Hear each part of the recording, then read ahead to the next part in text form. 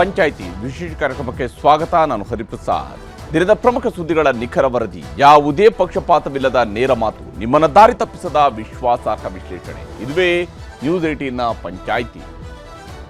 ದಸರಾ ಉದ್ಘಾಟನೆಯ ವಿಚಾರದಲ್ಲಿ ಧರ್ಮ ಅಡ್ಡ ಬಂತು. ಬಾನು ಮುಷ್ತಾಕ್ ಅವರು ಕನ್ನಡದ ತಾಯಿ ಭುವನೇಶ್ವರಿ ಹಾಗೂ ಕನ್ನಡ ಧ್ವಜದಲ್ಲಿರುವ ಅರಿಶಿನ ಕುಂಕುಮದ ಬಗ್ಗೆ ಹೇಳಿದ ಮಾತುಗಳನ್ನೇ ಮುಂದಿಟ್ಟು ಅವರು ಕನ್ನಡ ವಿರೋಧಿ, ಅವರು ಧಾರ್ಮಿಕ ಭಾವನೆಗಳಿಗೆ ನೋವು ತಂದಿರುವ ಹಿಂದೂ ವಿರೋಧಿ ಅಂತೆಲ್ಲ ಆರೋಪವನ್ನು ಮಾಡಲಾಗಿದೆ. ಅದೇ ಹುಮ್ಮಸ್ಸಿನಲ್ಲಿ ಮಾಜಿ ಸಂಸದ ಪ್ರತಾಪ್ ಸಿಂಹ ಹೈಕೋರ್ಟ್ ಮೆಟ್ಟಿಲೇರಿತು. ಆದರೆ ಈಗ ರಾಜ್ಯದ ಉಚ್ಚ ನ್ಯಾಯಾಲಯ ಪ್ರತಾಪ್ ಸಿಂಹ ಮತ್ತು ಇತರರು ಸಲ್ಲಿಸಿದ್ದ ಸಾರ್ವಜನಿಕ ಹಿತಾಸಕ್ತಿಯ ಅರ್ಜಿಗಳನ್ನು ವಜಾಗೊಳಿಸಿದೆ. ಇದುವೇ ಇವತ್ತಿನ ಪಂಚಾಯಿತಿಯ ಮೊದಲ ಸುದ್ದಿ. ಬಾನುಗಿಲ್ಲ ತಡೆ. ದಸರಾ ಉದ್ಘಾಟನೆಯನ್ನು ಬಾನು ಮುಷ್ತಾಕ್ ಅವರ ಕೈಯಲ್ಲಿ ಮಾಡಿಸುವುದನ್ನು ತಡಿಬೇಕು ಅಂತ ಹೇಳಿ ಮೈಸೂರು ಕೊಡಗಿನ ಮಾಜಿ ಸಂಸದ ಪ್ರತಾಪ್ ಸಿಂಹ ಅವರು ಹೊರಟಿದ್ರು. ಹೈಕೋರ್ಟ್ಗೆ ಒಂದು PIL ಕೂಡ ಸಲ್ಲಿಸಿದರು. ಆದರೆ ಇವತ್ತು ಹೈಕೋರ್ಟ್ ಯಾವ ಆಧಾರದಲ್ಲಿ, ಯಾವ ಕಾರಣಕ್ಕಾಗಿ, ಯಾವ ಸ್ವರೂಪದಲ್ಲಿ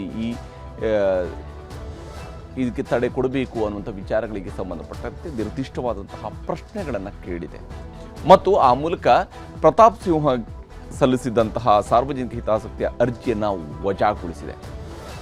ಇಲ್ಲಿ ಪ್ರತಾಪ್ ಸಿಂಹ ಕಾನೂನು ಪ್ರಕಾರ ಕಾನೂನು ಹೋರಾಟಕ್ಕೆ ಹೋದರು. ಅದು ಅವ್ರಿಗಿರುವಂಥ ಅವಕಾಶ, ಅದರ ಪ್ರಕಾರವಾಗಿ ಅವರು ಮಾಡಿದ್ದಾರೆ. ಆದರೆ BJPಯ ನಾಯಕರುಗಳು ಈಗಲೂ ಕೂಡ ನಾವು ಮುಂದೆ ಬಂದು ನಾವು ಕಾನೂನು ಬದಲಿಸ್ತೀವಿ ಅಥವಾ ಕಾನೂನನ್ನು ತರ್ತೀವಿ ಅದಕ್ಕೆ ಸಂಬಂಧಪಟ್ಟಂತೆ ಅನ್ನುವಂತಹ ಮಾತುಗಳನ್ನು ಹೇಳ್ತಾ ಇದ್ದಾರೆ. ಹಿಂದೂ ವಿರೋಧಿ ಈ ರೀತಿಯಾದಂತಹ ಮಾತುಗಳನ್ನು ಹೇಳ್ತಾ ಇದ್ದಾರೆ. ಅವರಲ್ಲಿ ಹೇಳಿರುವಂಥದ್ದು ತಾಯಿ ಭುವನೇಶ್ವರಿ ವಿಚಾರದಲ್ಲಿ ಅಥವಾ ಕನ್ನಡದ ಧ್ವಜದ ವಿಚಾರದಲ್ಲಿ ಹೇಳಿರ್ತಕ್ಕಂತಹ ಮಾತುಗಳೇನಿದ್ವು ಅದಕ್ಕೆ ಪ್ರತಿವಾದವನ್ನು, ಅಂದರೆ ಅವರು ಮುಂದಿಟ್ಟಿರ್ತಕ್ಕಂತಹ ಮಂಡಿಸಿರ್ತಕ್ಕಂಥ ವಿಚಾರಗಳಿಗೆ ವಿರುದ್ಧವಾದಂತಹ ಅಭಿಪ್ರಾಯಗಳನ್ನು ವ್ಯಕ್ತಪಡಿಸೋದಕ್ಕಿರುವಂತಹ ಅವಕಾಶಗಳನ್ನು, ಅದರ ಮನದಟ್ಟು ಮಾಡಿಕೊಡ್ಬೇಕಂತ ಅವಕಾಶವನ್ನು, ಆ ಚರ್ಚೆಯನ್ನು ಮುಂದುವರಿಸಬೇಕಂತ ಬದಲಿಗೆ ಇಲ್ಲಿ ವಿರೋಧವಾಗಿ ಮಾರ್ಪಟ್ಟಿತ್ತು.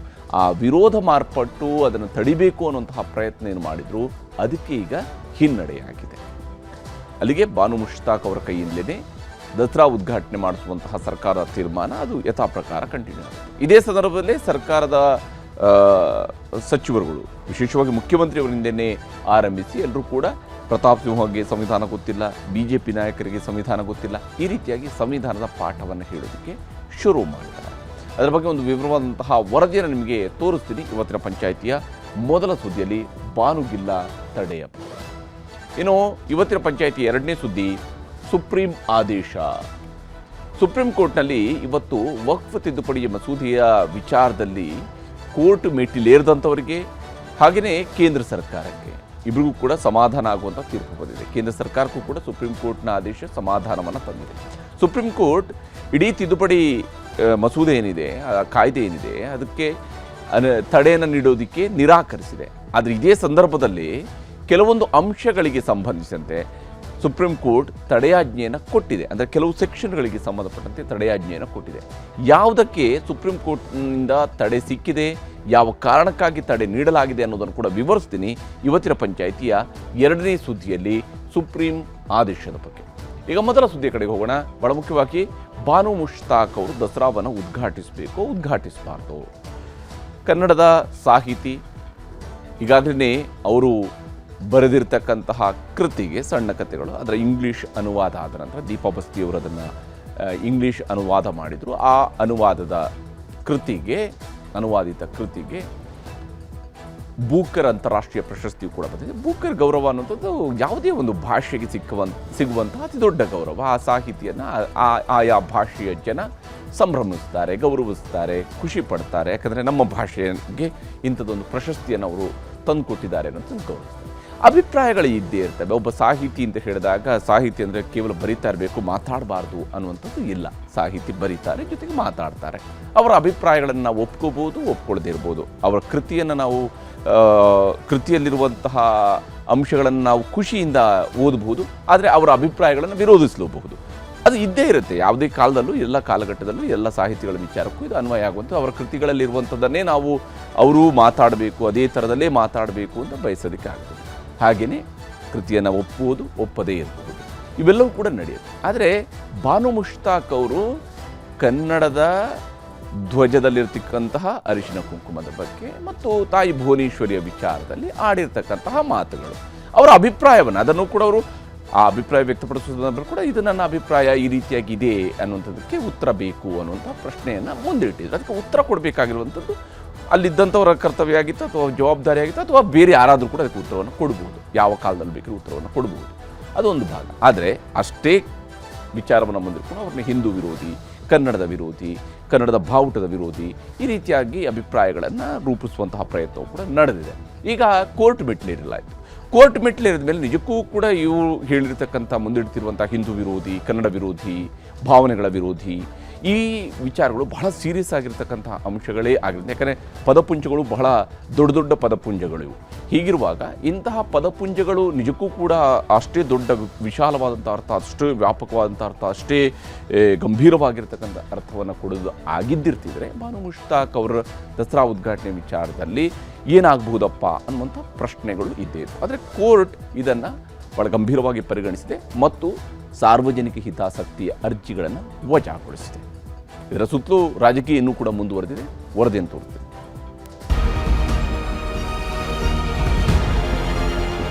ಈದ್ ಮಿಲಾದ್ ಬಾವುಟ ಇದು ಮುಸ್ಲಿಮರ ಹಬ್ಬ ಅಲ್ಲ, ಇದು ನಾಡ ಹಬ್ಬ ಅಂತ ಹೇಳ್ಬಿಟ್ಟು ದೇವರೇ ಇಲ್ಲ, ಅರಿಶಿಣ ಕುಂಕುಮನೇ ಇಲ್ಲ, ನೀವು ದೇವ್ರ ಸ್ವರೂಪದಲ್ಲಿ ಕೂರಿಸಿದ್ದೀರಾ ಅನ್ನೋ ಬಾನು ಮುಷ್ತಾಕ್ ಇಂತಹ ಮೂರ್ಖರು ನಮ್ಮ ದೇಶದಲ್ಲಿ ಇದ್ದಾರೆ. ಕಡೆಗೂ ಮೈಸೂರು ದಸರಾ ಉದ್ಘಾಟನೆಯ ಬಗ್ಗೆ ಎದ್ದಿದ್ದ ವಿವಾದಕ್ಕೆ ಹೈಕೋರ್ಟ್ ಮೂಲಕವೇ ತೆರೆಬಿದ್ದಿದೆ. ಬಾನು ಮುಷ್ತಾಕ್ ಅವರ ದಸರಾ ಉದ್ಘಾಟನೆ ಮಾಡುವುದನ್ನು ತಡೆಯಲು ಮೈಸೂರಿನ ಮಾಜಿ ಸಂಸದ ಪ್ರತಾಪ್ ಸಿಂಹ ಹೈಕೋರ್ಟ್ ಮೆಟ್ಟಿಲೇರಿದ್ದರು. ಆದರೆ ಇಂದು ಪ್ರತಾಪ್ ಸಿಂಹ ಸೇರಿದಂತೆ 3 ಸಲ್ಲಿಸಿದ ಸಾರ್ವಜನಿಕ ಹಿತಾಸಕ್ತಿಯ ಅರ್ಜಿಗಳ ವಿಚಾರಣೆ ನಡೆಸಿದ ಮುಖ್ಯ ನ್ಯಾಯಮೂರ್ತಿ ವಿಭು ಬಕ್ರು ನೇತೃತ್ವದ ದ್ವಿಸದಸ್ಯ ಪೀಠ ಅರ್ಜಿಗಳನ್ನು ವಜಾಗೊಳಿಸಿದೆ. ಬಾನು ತಡೆಯಲು ಹೊರಟ ಪ್ರತಾಪ್ಗೆ ತೀವ್ರ ಹಿನ್ನಡೆ. ಮಾಜಿ ಸಂಸದನಿಗೆ ಸಂವಿಧಾನ ಗೊತ್ತಿಲ್ಲವೆಂದು ಸಿಎಂ ಆಕ್ರೋಶ. ಬಾನು ಮುಷ್ತಾಕ್ ಅವರು ದಸರಾ ಉದ್ಘಾಟನೆ ಮಾಡುವುದನ್ನು ತಡೆಯಲು ಹೊರಟಿದ್ದ ಪ್ರತಾಪ್ ಸಿಂಹಗೆ ಹೈಕೋರ್ಟ್ ತೀರ್ಪಿನಿಂದ ತೀವ್ರ ಹಿನ್ನಡೆಯಾಗಿದೆ. ಇಷ್ಟಾಗುತ್ತಿದ್ದಂತೆ ಮಾಜಿ ಸಂಸದ ಅಂತ ಹೇಳುತ್ತಲೇ ಸಿಎಂ ಸಿದ್ದರಾಮಯ್ಯ ಆಕ್ರೋಶ ಹೊರಹಾಕಿದ್ರು. ಸಂವಿಧಾನದ ಬಗ್ಗೆಯೇ ಗೊತ್ತಿಲ್ಲದ ಮಾಜಿ ಸಂಸದರೊಬ್ಬರು ಮೂರ್ಖ ಎಂದು ಛೇಡಿಸಿದ್ರು. ಒಬ್ಬ ಲೋಕಸಭಾ ಸದಸ್ಯ, ಮಾಜಿ ಲೋಕಸಭಾ ಸದಸ್ಯ ಸಂವಿಧಾನ ಗೊತ್ತಿಲ್ಲ ಅಂತಂದ್ರೆ ಏನಂತ ಹೇಳ್ಬೇಕು? ಅವ್ರಿಗೆ ಮೂರ್ಖ ಅಂತ ಕರಿಬೇಕಾ? ನೋಡಿ, ಇಂತಹ ಮೂರ್ಖರು ನಮ್ಮ ದೇಶದಲ್ಲಿ ಇದ್ದಾರೆ. ಇಂತಹ ಮೂರ್ಖರ ಬಗ್ಗೆ ಎಚ್ಚರವಾಗಿರ್ಬೇಕು ಅಷ್ಟೇ ಅಲ್ವಾ? ಇಷ್ಟಕ್ಕೂ ಇವತ್ತು ಹೈಕೋರ್ಟ್ ತನ್ನ ತೀರ್ಪು ನೀಡೋದಿಕ್ಕೂ ಮೊದಲು ಅರ್ಜಿದಾರರಿಗೆ ಕೆಲವೊಂದು ಕಟುವಾದ ಪ್ರಶ್ನೆಗಳನ್ನು ಕೇಳಿದೆ. ಅಲ್ಲದೆ ಸಂವಿಧಾನದ ಆಶಯಗಳನ್ನು ಹೇಳುತ್ತಲೇ ವಿಜಯದಶಮಿಯ ಬಗ್ಗೆಯೂ ಪಾಠ ಹೇಳಿರುವುದು ವಿಶೇಷವಾಗಿತ್ತು. ನಂತರ ಹೈಕೋರ್ಟ್ ಮುಖ್ಯ ನ್ಯಾಯಮೂರ್ತಿ ವಿಭು ಬಕ್ರು ಹಾಗೂ ನ್ಯಾಯಮೂರ್ತಿ ಸಿಎಂ ಜೋಶಿ ಅವರಿದ್ದ ಪೀಠ ಪಿಐಎಲ್ ವಜಾಗೊಳಿಸಿ ಮಹತ್ವದ ಆದೇಶ ನೀಡಿದೆ. ಪ್ರಜಾಪ್ರಭುತ್ವ ರಾಷ್ಟ್ರದಲ್ಲಿ ವಾಕ್ ಸ್ವಾತಂತ್ರ್ಯಕ್ಕೆ ಧಕ್ಕೆ ಇಲ್ಲ. ದೇಶದಲ್ಲಿ ತಮ್ಮ ಅಭಿಪ್ರಾಯವನ್ನ ಹೇಳುವುದು ತಪ್ಪಲ್ಲ. ಹಾಗಾಗಿ ನಿಮ್ಮೆಲ್ಲರ ಅಭಿಪ್ರಾಯಗಳನ್ನು ಸೂಕ್ತ ವೇದಿಕೆಯಲ್ಲಿ ಹೇಳಬಹುದು.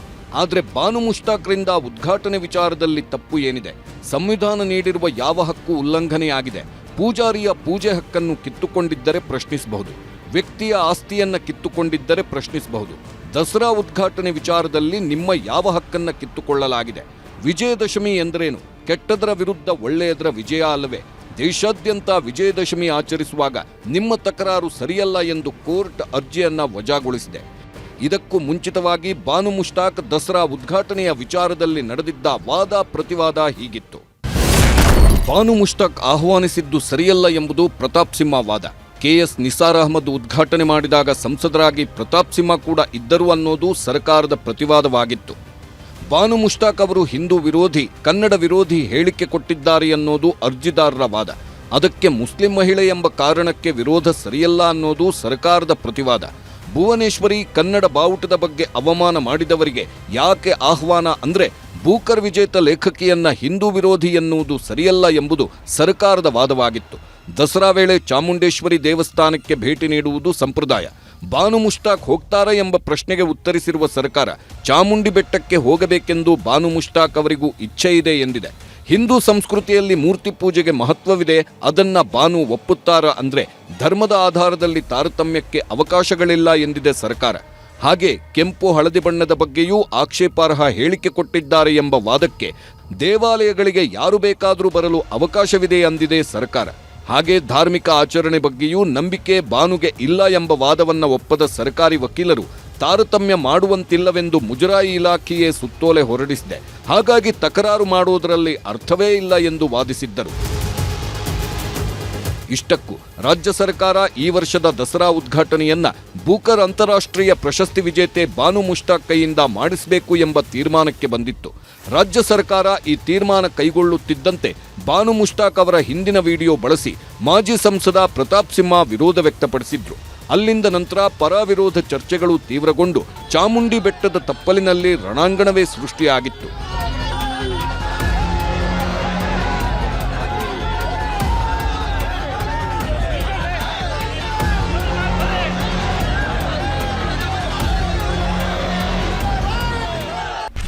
ಬಾನು ದಸರಾಗೆ ಪರ ವಿರೋಧ ಹೋರಾಟ, ಚಾಮುಂಡಿ ಬೆಟ್ಟ ತಪ್ಪಲು ರಣಾಂಗಣ.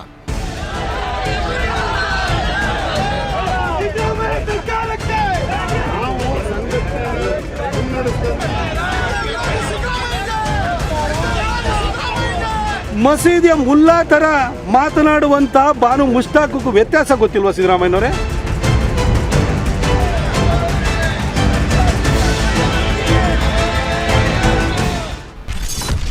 ಬಾನು ದಸರಾಗೆ ಅಧಿಕೃತ ಆಹ್ವಾನ, ಭಕ್ತಿ ಭಾವದಿಂದಲೇ ಒಪ್ಪಿಕೊಂಡ ಬೂಕರ್ ವಿಜೇತೆ.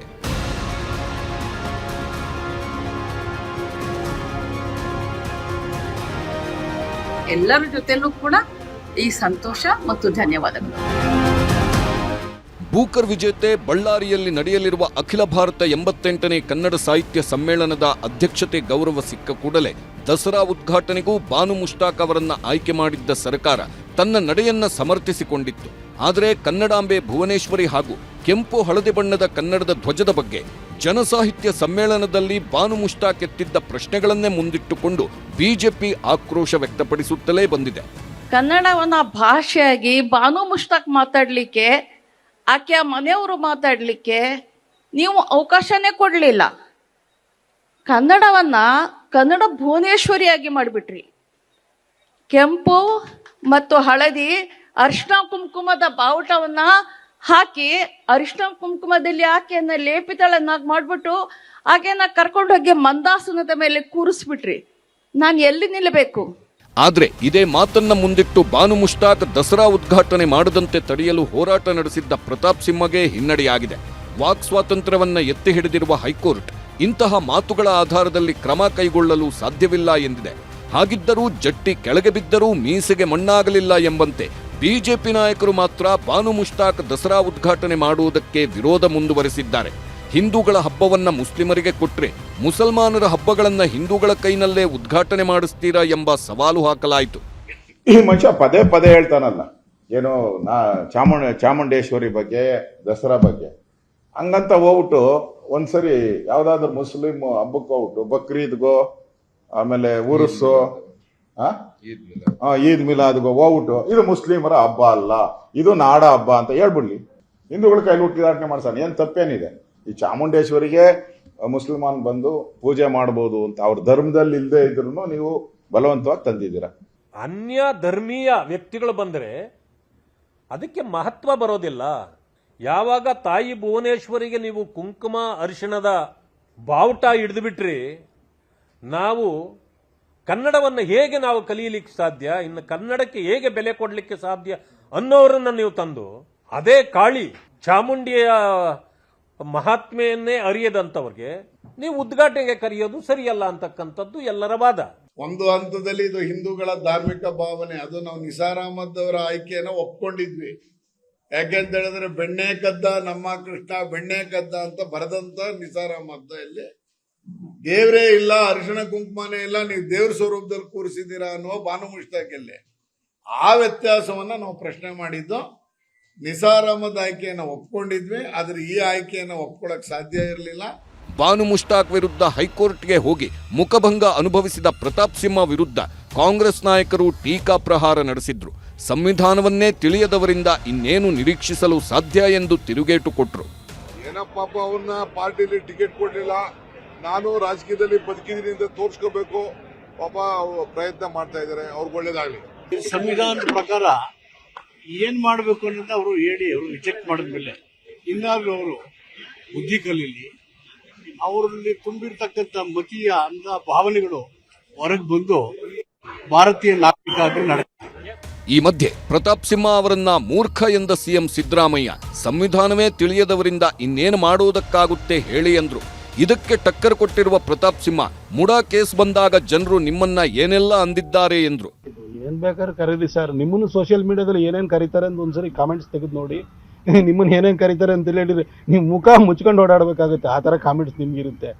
ದಯವಿಟ್ಟು ಇದೆಲ್ಲ ಬಿಟ್ಬಿಡಿ. ನೀವೊಂದು ರಾಜ್ಯದ ಗುರುತರ ಸ್ಥಾನದಲ್ಲಿ ಇರುವಂತವ್ರು, ನಿಮಗೆ ನೀವು ಕಾನೂನು ಪದವೀಧರರು, ಆ ಮೂಡ್ ಹಾಕಿ 14 ಸೈಟನ್ನ ಟೋಪಿ ಹಾಕಿದ್ರಿ ಅಂತ ಗೊತ್ತಿದ್ರು ಕೂಡ ಇಲ್ಲಿ ಬಂದು ಬಡಾಯಿ ಕೊಚ್ಚಕ್ಕೆಲ್ಲ ಬರಬೇಡಿ, ಅವೆಲ್ಲ ಮನೆ ಒಳಗಡೆ ಇಟ್ಕೊಬೇಡಿ ಅಷ್ಟೇನೆ.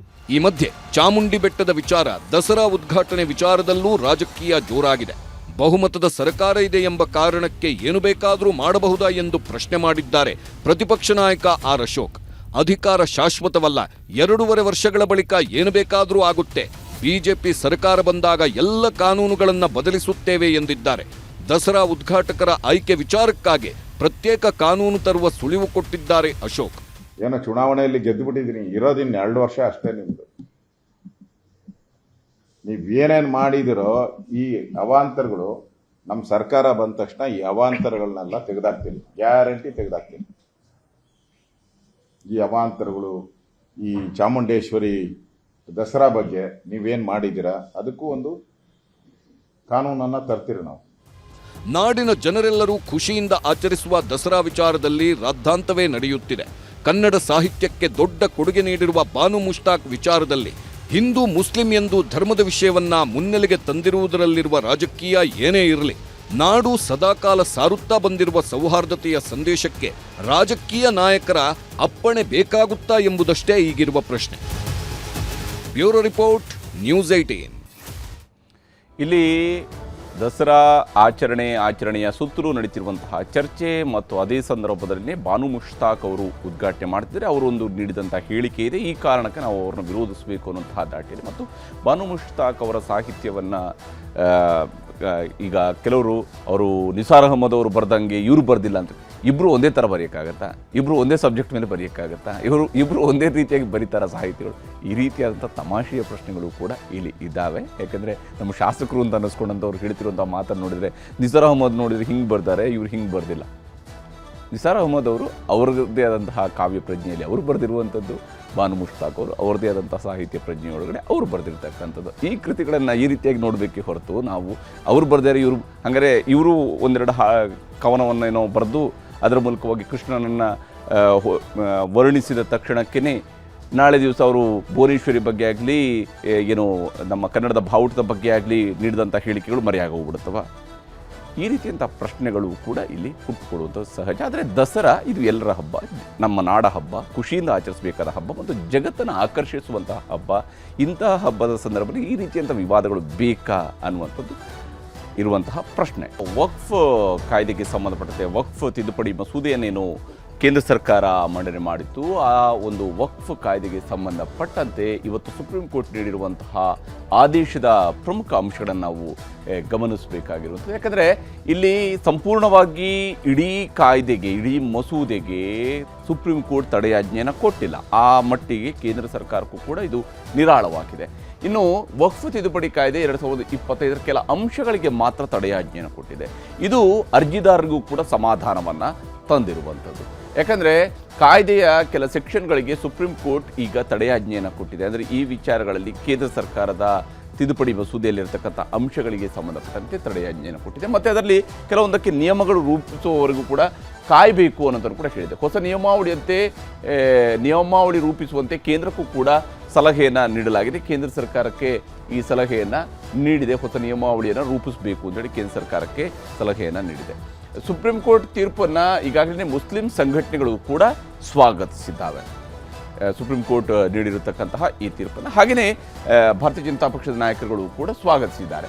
ಮುಸ್ಲಿಂ ಸಂಘಟನೆಗಳ ಹಕ್ಕು ರಕ್ಷಣೆ ಮಾಡುವಂತೆ ಒತ್ತಾಯವನ್ನು ಮುಸಲ್ಮಾನರು ಮಾಡ್ತಾ ಇದ್ದಾರೆ, ಮುಸ್ಲಿಂ ಸಂಘಟನೆಗಳವರು ಮಾಡ್ತಾ ಇದ್ದಾರೆ. ಮುಸ್ಲಿಂ ಸಂಘಟನೆಗಳ ಹಕ್ಕು ರಕ್ಷಣೆ ಮಾಡುವಂತೆ ಒತ್ತಾಯವನ್ನು ಅವರು ಕೂಡ ಮಾಡ್ತಾ ಇದ್ದಾರೆ ಈ ವಿಚಾರಕ್ಕೆ ಸಂಬಂಧಪಟ್ಟಂತೆ.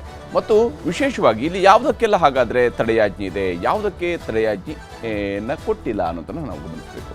ವಕ್ಫ್ಗೆ ಜಮೀನು ದಾನ ಮಾಡೋದಕ್ಕೆ 5 ವರ್ಷ ಮುಸ್ಲಿಮನಾಗಿರಬೇಕು ಅನ್ನುವಂಥ ಅಂಶಕ್ಕೆ ತಡೆ ಕೊಟ್ಟಿದೆ. ಅಂದರೆ ತಿದ್ದುಪಡಿ ಮಸೂದೆಯ ಪ್ರಕಾರ ಒಬ್ಬ ವ್ಯಕ್ತಿ ವಕ್ಫ್ಗೆ ಜಮೀನನ್ನು ದಾನ ಮಾಡಬೇಕು ಅಂದರೆ ಆತ ಮುಸಲ್ಮಾನನಾಗಿ 5 ವರ್ಷ ಆಗಿರಬೇಕು ಅಂತ ಇತ್ತು. ಈ 5 ವರ್ಷ ಮುಸಲ್ಮಾನನಾಗಿರಬೇಕು ವಕ್ಫ್ಗೆ ಜಮೀನು ದಾನ ಮಾಡೋದಕ್ಕೆ ಅನ್ನುವಂಥ ಅಂಶ ಇದೆಯಲ್ಲ, ಅದಕ್ಕೆ ಸುಪ್ರೀಂ ಕೋರ್ಟ್ ತಡೆಯನ್ನು ನೀಡಿದೆ.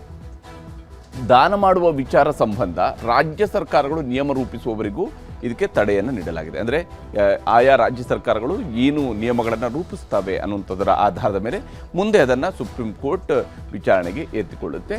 ದಾನ ಮಾಡುವ ವಿಚಾರ ಸಂಬಂಧ ರಾಜ್ಯ ಸರ್ಕಾರಗಳು ನಿಯಮ ರೂಪಿಸುವವರೆಗೂ ಕೂಡ ಈ 5 ವರ್ಷ ಆತ ಮುಸಲ್ಮಾನನಾಗಿರಬೇಕು ಅನ್ನುವಂಥದ್ದು ಇದೆಯಲ್ಲ, ಅದಕ್ಕೆ ತಡೆಯನ್ನು ನೀಡಲಾಗಿದೆ. ಇನ್ನು ವಕ್ಫ್ ಆಸ್ತಿ ಗುರುತಿಸುವ ಅಧಿಕಾರವನ್ನು ಜಿಲ್ಲಾಧಿಕಾರಿಗೆ ನೀಡಿದ್ದ ನಿಯಮಕ್ಕೂ ಕೂಡ ತಡೆಯನ್ನು ನೀಡಲಾಗಿದೆ. ಇದು ವಕ್ಫ್ ಆಸ್ತಿ ಅಂತೇಳಿ ಗುರುತಿಸುವಂಥ ಅಧಿಕಾರವನ್ನು ಜಿಲ್ಲಾಧಿಕಾರಿಗಳಿಗೆ ಹೊಸ ತಿದ್ದುಪಡಿ ಕಾಯ್ದೆಯಲ್ಲಿ ಕೇಂದ್ರ ಸರ್ಕಾರ ಪ್ರಾವಿಷನ್ ಮಾಡಿತ್ತು. ಲೋಕಸಭೆ ಮತ್ತು ರಾಜ್ಯಸಭೆಯಲ್ಲಿ ಅಂಗೀಕಾರ ಆಗಿರತಕ್ಕಂತಹ ಮಸೂದೆಯಲ್ಲಿ ಅದಕ್ಕೂ ಕೂಡ ಈಗ ಸುಪ್ರೀಂ ಕೋರ್ಟ್ ತಡೆಯಾಜ್ಞೆಯನ್ನು ಕೊಟ್ಟಿದೆ. ಹಾಗೆಯೇ ಅತಿಕ್ರಮಣದ ಬಗ್ಗೆ ಸಂಬಂಧಿತ ಅಧಿಕಾರಿ ವರದಿ ಸಲ್ಲಿಸುವವರೆಗೆ ವಕ್ಫ್ ಆಸ್ತಿ ಎಂದು ಪರಿಗಣಿಸಬಾರದು ಎಂಬುದಕ್ಕೂ ಕೂಡ ತಡೆಯನ್ನು ನೀಡಲಾಗಿದೆ. ಅತಿಕ್ರಮಣದ ಬಗ್ಗೆ ಸಂಬಂಧಿತ ಅಧಿಕಾರಿ ಅಂದರೆ ಜಿಲ್ಲಾಧಿಕಾರಿ ಇದು ಅತಿಕ್ರಮಣ ಆಗಿದೆ ಅನ್ನೋದಕ್ಕೆ ಸಂಬಂಧಪಟ್ಟಂತೆ ವರದಿ ಸಲ್ಲಿಸುವವರೆಗೂ ಕೂಡ ವಕ್ಫ್ ಆಸ್ತಿ ಅಂತೇಳಿ ಪರಿಗಣಿಸಬಾರದು ಅಂತ ಹೇಳಿ ಒಂದು ಅಂಶವನ್ನು ಸೇರಿಸಲಾಗಿತ್ತು. ಅದಕ್ಕೂ ಕೂಡ ಈಗ ತಡೆಯನ್ನು ನೀಡಲಾಗಿದೆ. ಅತಿಕ್ರಮಣದ ಬಗ್ಗೆ ಅಧಿಕಾರಿ ಬದಲಾವಣೆ ಮಾಡುವ ಅಧಿಕಾರಕ್ಕೂ ಕೂಡ ಸುಪ್ರೀಂ ಕೋರ್ಟ್ ತಡೆಯನ್ನು ನೀಡಿದೆ. ಇದು ಕಾಯ್ದೆಯಲ್ಲಿ ಇರತಕ್ಕಂತಹ ಈ ತಿದ್ದುಪಡಿ ಮಸೂದೆಯಲ್ಲಿ ಇರತಕ್ಕಂತಹ ಕೆಲವು ಸೆಕ್ಷನ್ಗಳಲ್ಲಿರುವಂತಹ ಪ್ರಮುಖ ಅಂಶಗಳು. ಅತಿಕ್ರಮಣದ ಬಗ್ಗೆ ಅಧಿಕಾರಿ ನೀಡಬಹುದಾಗಿರ್ತಕ್ಕಂತಹ ಬದಲಾವಣೆ ವಿಚಾರ. ಇನ್ನು ಅಧಿಕಾರಿಯ ವರದಿ ಆಧರಿಸಿ ದಾಖಲೆಗಳ ಬದಲಾವಣೆಗೆ ರಾಜ್ಯ ಸರ್ಕಾರಗಳು ಮುಂದಾಗಬೇಕು ಅನ್ನುವಂಥದ್ದಕ್ಕೂ ಕೂಡ ತಡೆಯನ್ನು ನೀಡಲಾಗಿದೆ. ಯಾಕಂದರೆ ಇದು ಆಯಾ ಆಡಳಿತದಲ್ಲಿರತಕ್ಕಂತಹ ಪಕ್ಷದ ನಿಲುವುಗಳಿಗೆ ಪೂರಕವಾಗಿರುತ್ತೆ ಹೊರತು ಸಾರ್ವತ್ರಿಕವಾಗಿ ಏಕ ರೀತಿಯಲ್ಲಿರೋದಕ್ಕೆ ಸಾಧ್ಯ ಇಲ್ಲ. ಅಂದರೆ ವ್ಯಕ್ತಿಯಿಂದ ವ್ಯಕ್ತಿಗೆ, ಸರ್ಕಾರದಿಂದ ಸರ್ಕಾರಕ್ಕೆ ಬದಲಾವಣೆ ಆಗ್ತಾ ಹೋಗುವಂತಹ ಅವಕಾಶಗಳನ್ನು ಮಾಡಿಕೊಡುತ್ತೆ ಅಂತೇಳಿ. ಇನ್ನು ಮುಸ್ಲಿಮೇತರರನ್ನು ವಕ್ಫ್ ಬೋರ್ಡ್ಗೆ ನೇಮಕ ಮಾಡುವುದಕ್ಕೆ ಇದು ಮುಸಲ್ಮಾನರು ಈ ಒಂದು ಅಂಶವನ್ನು ಕೂಡ ತಮ್ಮ ಪಿಟಿಷನ್ನಲ್ಲಿ ಹೇಳಿದರು. ಮುಸ್ಲಿಮೇತರರಿಗೆ ಅವಕಾಶವನ್ನು ಏನು ಕೇಂದ್ರ ಸರ್ಕಾರ ವಕ್ಫ್ ಬೋರ್ಡ್ನ ವಿಚಾರದಲ್ಲಿ ಪ್ರಾವಿಷನ್ ಮಾಡಿದೆ ಅದಕ್ಕೂ ಕೂಡ ತಡೆ ಕೊಡಬೇಕು ಅಂತ ಕೇಳಿತ್ತು. ಆದರೆ ಅದಕ್ಕೆ ತಡೆಯನ್ನು ಕೊಡೋದಕ್ಕೆ ಸುಪ್ರೀಂ ಕೋರ್ಟ್ ನಿರಾಕರಿಸಿದೆ. ಇದರಿಂದಾಗಿ ಕೇಂದ್ರ ವಕ್ಫ್ ಕೌನ್ಸಿಲ್ನಲ್ಲಿ 4ಕ್ಕಿಂತ ಹೆಚ್ಚು ಮುಸ್ಲಿಮೇತರರು ಇರುವಂತಿಲ್ಲ ಅನ್ನುವಂತಹ ನಿಯಮ ಇವಾಗ ಅದಕ್ಕೆ ಸೀಮಿತ ಆಗುತ್ತೆ. ಅಂದರೆ ಅಪ್ ಟು 4 ಜನರವರೆಗೆ ಮುಸ್ಲಿಮೇತರರು ಇರಬಹುದು ಅಂತ ಹೇಳಿ, 4ಕ್ಕಿಂತ ಹೆಚ್ಚು ಮುಸ್ಲಿಮೇತರರು ಇರುವ ಹಾಗಿಲ್ಲ ಅನ್ನುವಂಥದ್ದು. ಇನ್ನು ರಾಜ್ಯ ವಕ್ಫ್ ಬೋರ್ಡ್ಗಳಲ್ಲಿ 3ಕ್ಕಿಂತ ಹೆಚ್ಚು ಮುಸ್ಲಿಮೇತರರು ಇರುವಂತಿಲ್ಲ ಅನ್ನುವಂಥದ್ದು ರೂಪುಗೊಳ್ಳುತ್ತೆ. ಈ ಮುಸ್ಲಿಮೇತರರು ಇರಬಾರ್ದು ಅಂತ ಹೇಳಿ ಮುಸಲ್ಮಾನರು ಬಯಸಿದ್ರು. ಆದರೆ ಅದಕ್ಕೆ ಸುಪ್ರೀಂ ಕೋರ್ಟ್ ತಡೆಯನ್ನು ಕೊಟ್ಟಿಲ್ಲ. ಅಂದರೆ ಮುಸ್ಲಿಮೇತರರು ಕೂಡ ಈ ವಕ್ಫ್ ಬೋರ್ಡ್ಗಳಲ್ಲಿ ಇನ್ನು ಮುಂದೆ ಇರಬಹುದು ಅನ್ನುವಂಥದ್ದನ್ನು ಖಾತ್ರಿಪಡಿಸಿದೆ ಸುಪ್ರೀಂ ಕೋರ್ಟ್. ಇದು ಬಹಳ ಪ್ರಮುಖವಾಗಿರ್ತಕ್ಕಂಥ ಅಂಶ. ಇದೇ ಕಾರಣಕ್ಕಾಗಿ ಇದನ್ನು ಅಂದರೆ ಮುಸ್ಲಿಮೇತರರಿಗೆ ಈಗ ಈ ವಕ್ಫ್ ಬೋರ್ಡ್ನಲ್ಲಿರುವಂತಹ ಅವಕಾಶ ಇದೆಯಲ್ಲ, ಇದೇ ಕಾರಣ ಆ ಒಂದು ಅಂಶಕ್ಕೆ ಸುಪ್ರೀಂ ಕೋರ್ಟ್ ಕೂಡ ತಡೆ ನೀಡದೇ ಇರೋದ್ರಿಂದಾಗಿ ಸಹಜವಾಗಿಯೇ BJP ನಾಯಕರುಗಳು ಸುಪ್ರೀಂ ಕೋರ್ಟ್ನ ತೀರ್ಪನ್ನು ಸ್ವಾಗತಿಸ್ತಾ ಇದ್ದಾರೆ. ಹಾಗೆಯೇ ಮುಸಲ್ಮಾನರು ಕೂಡ ಇದನ್ನು ಸ್ವಾಗತಿಸ್ತಾ ಇದ್ದಾರೆ. ಯಾಕಂತ ಹೇಳಿದರೆ ಸುಪ್ರೀಂ ಕೋರ್ಟ್ ಇದರಲ್ಲಿ ಬಹಳ ಪರ್ಟಿಕ್ಯುಲರ್ ಆಗಿ ರಾಜ್ಯಗಳು ರೂಪಿಸಬೇಕಂತ ನಿಯಮದ ಬಗ್ಗೆ ಮತ್ತು ಮುಸಲ್ಮಾನನಾಗಿ 5 ವರ್ಷ ಅನ್ನುವಂಥದ್ದು ಜಮೀನು ದಾನ ಮಾಡೋದಕ್ಕಿರುವಂತಹ ಅಂಶಗಳ ಬಗ್ಗೆ ಏನು ಹೇಳಿದೆಯಲ್ಲ, ಇದನ್ನು ಅವರು ಕೂಡ ಸ್ವಾಗತಿಸ್ತಾ ಇದ್ದಾರೆ. ಇದಾಗಿತ್ತು ಇವತ್ತಿನ ಪಂಚಾಯಿತಿ. ನಮಸ್ಕಾರ.